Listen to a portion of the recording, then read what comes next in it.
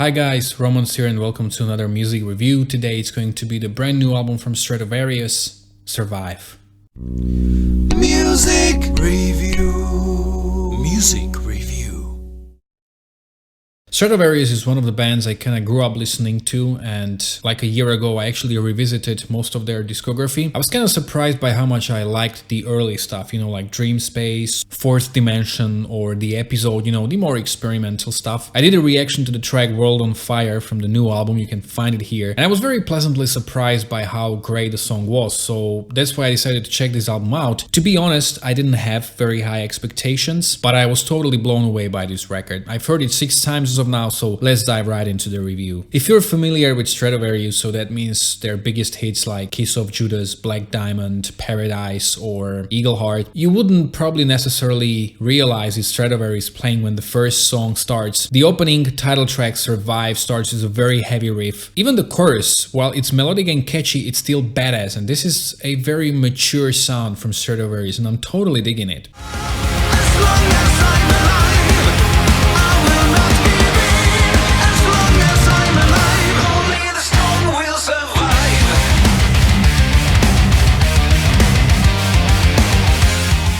My favorite track of the album has to be Firefly. I remember listening to it and thinking, wow, this is such a great song. Why didn't they make it a single or a music video or something? And they actually did. I just missed out on it in August. And this track has one of the trademarks of this album where it seems like they are combining European dance music with metal. You've got those dancing keyboards, those kind of like disco-like choruses, but I mean that in a very positive way because it sounds fantastic. And Firefly is just such an inspirational track. When I heard it, I was like, wow, I wish I wrote something like that. In the night, I am dancing a firefly. You shine so bright. I am dancing a firefly. You are my firefly. It makes me think back to their track Unbreakable from 2013, which is one of the best tracks I've ever heard, actually. When the track Frozen in Time starts, what does that beginning remind you of? If you said the title track from the album Destiny, then you were right. This is more of a rock epic as opposed to the metal we've heard so far. Amazing track. Frozen in time, they lie, buried alive, they are forevermore. Frozen in time, they die, lying side by side forever. Before we continue, just a little reminder, I dropped the first official music video for the song Wrong Doors from my upcoming second studio album. If you like progressive and epic metal, go check it out, I think you're gonna dig it. When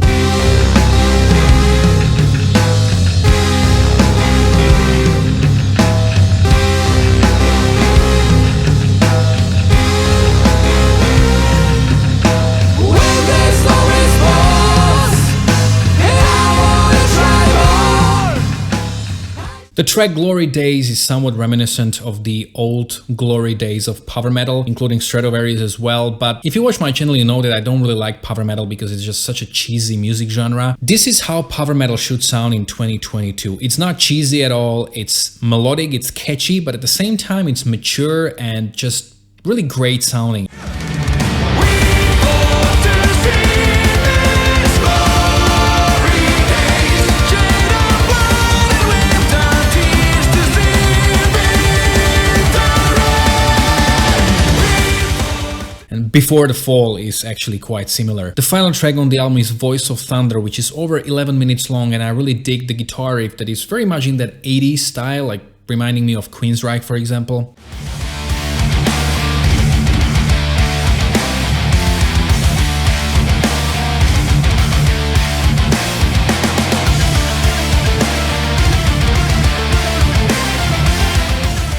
We also have an interesting keyboard solo in this track where Jens kind of goes out of the scale every now and then, and it really makes a very uneasy feeling. If you're listening to the album, like the whole piece, this will definitely take you out of it a little bit. Also, I do have to praise, the whole band sounds great, but I especially have to give praise to Timo Kotipelto, the singer, who has never sounded better, to be honest. I was never really a big fan of his voice, especially his very high-pitched screams, which were always, they didn't really sound very good in my opinion. But right now, he sits in that mid-range, and it just shows how great of a singer he actually is, because his voice is just so good to listen to. He does doesn't really need to hit all those high notes all the time. As you probably have guessed already, I really dig this album. I think it's probably as good as they've ever sounded. So what about you? Let me know in the comment section below whether you agreed or disagreed with me, and most importantly, how would you compare their last 5 albums, maybe this one especially, with their old stuff? Do you think it's as good as the old stuff? Do you think it's not quite up there? All of the links where you can follow me are in the description of this video below, along with the link to my Spotify playlist, which I'm updating every 2 weeks, so be sure to check it out. I think you're gonna find a lot of great music there. Also, if you like this review, don't forget to like, to share, to